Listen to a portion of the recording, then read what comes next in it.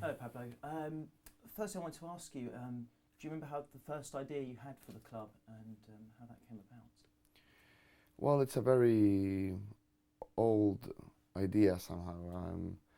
I There are multiple things here. One of them is that I was raised Catholic, so I went to a school where I was surrounded by priests, um, and and one of I met priests that are very honorable men until today, people that I really respect. Also met priests that are in jail today or with issues with justice. And I also met priests that are lost and that they disappear. So this movie is a little bit about those priests. The priests are disappears. The club of the lost priests somehow. And I also saw a picture in in a newspaper or on internet. I remember like 6 or maybe 7 years ago, and it was a picture of a house, a very beautiful house in Germany, and you could see like this house and this green field with these mountains in the back. It looked almost like a chocolate Swiss commercial, and so you could see in that picture that one Chilean priest that was accused by sexual abuse, a guy who left my country before he was grabbed by the justice. In order to avoid trial, he left and he was living in this house. That house was from a congregation called Schenstadt. And this priest Cox was he escaped from justice and was living there in this incredible, wonderful place. And I could not believe it.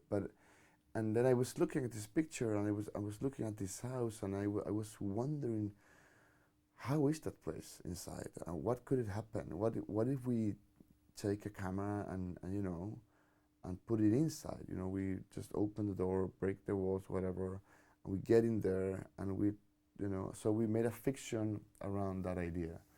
So that's pretty much how it came. I see. And what films did you touch upon as a reference point in order to envisage that? Because it plays out like a chamber piece, really.